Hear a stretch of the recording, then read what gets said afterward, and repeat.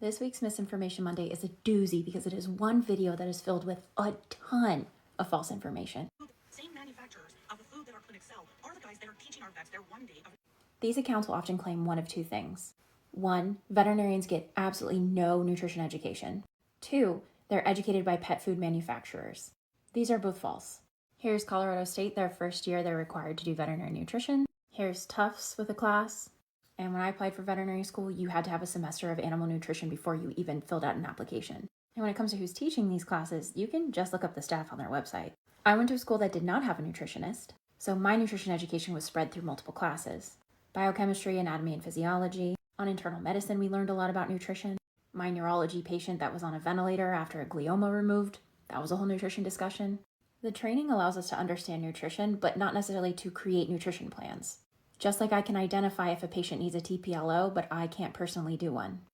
The bigger problem is the same guys that make the food, train our vets, and own over 2,500 clinics that the food is sold and... So this person is talking about Mars, which owns VCA, Banfield, Blue Pearl, as well as Royal Canin, Origin, etc. The thing is, these foods aren't just sold at vet clinics. They're sold at PetSmart, Chewy, Amazon. So Mars does own a ton of pet food brands.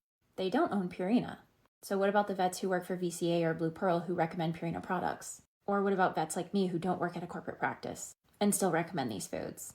Which again, you can literally buy online for cheaper than you can get in a clinic.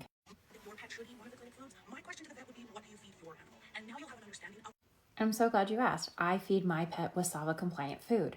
Note that I said WSAVA compliant. WSAVA doesn't approve food, which means they have a full-time qualified nutritionist that formulates their food.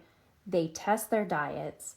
They own and operate their manufacturing facilities. They have detailed quality control. They provide the exact number for any nutrient on energy basis. You can easily find the kCals per gram and per cup, and they publish research in peer-reviewed journals. I think you'll find that other veterinarians feed their own pets these foods as well. Not because of marketing, but because of science. These accounts have this misinformation for very specific reasons. They discredit veterinarians instead of proving that their food is good. Their money is spent on marketing, not science. And they say that real food doesn't need to be tested, and claim that certain diseases don't exist, because they're trying to sell you something.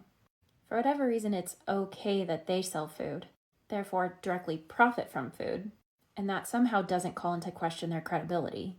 But veterinarians are seen as shills when it comes to nutrition.